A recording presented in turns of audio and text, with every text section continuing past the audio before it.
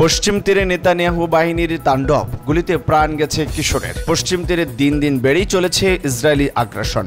সোমবারও বিভিন্ন এলাকায় ধরপাকড় চালিয়েছে ইসরায়েলের সেনাবাহিনী। ইহুদি বাহিনীর গুলিতে প্রাণ গেছে এক কিশোরের। দক্ষিণ কোরিয়ার রাজধানী সিউলে ভয়াবহ সড়ক দুর্ঘটনা, নিহত ৯।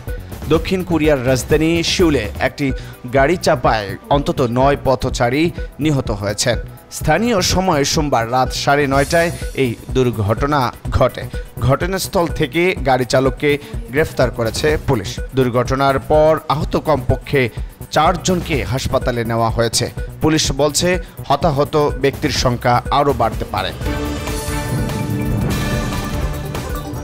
খান ইউনুস থেকে সরে যাবার নির্দেশ, নিরাপদ আশ্রয় কোনটি জানে না গাজাবাসী। এবার খান ইউনুসের পূর্বাঞ্চল থেকে গাজাবাসীদের সরে যাবার নির্দেশ দিল ইসরায়েলি প্রতিরক্ষা বাহিনী IDF।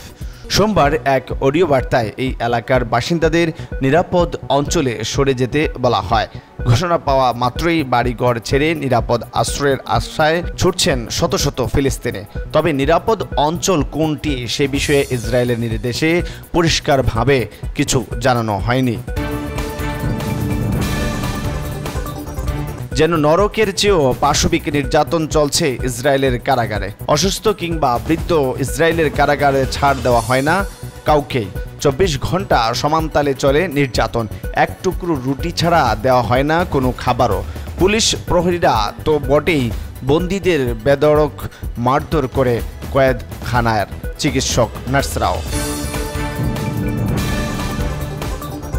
২ ফিলিস্তিনিকে অর্ধনগ্ন করে জিপের সামনে বেঁধে নিয়ে যায় ইসরায়েলি বাহিনী। অধিকৃত পশ্চিম তীরে ইসরায়েলি সামরিক অভিযানের সময় আহত ২ ফিলিস্তিনিকে জোরপূর্বক সেনাবাহিনীর জিপের বনেটে ইঞ্জিনের উপরের অংশে বেঁধে নেওয়া হয় ইসরায়েলি সেনারা। সোমবার এক প্রতিবেদনে ব্রিটিশ সংবাদ মাধ্যম BBC এই তথ্য জানায়। অস্ত্র বিক্রিতে নতুন রেকর্ড গড়ার পথে জার্মানি।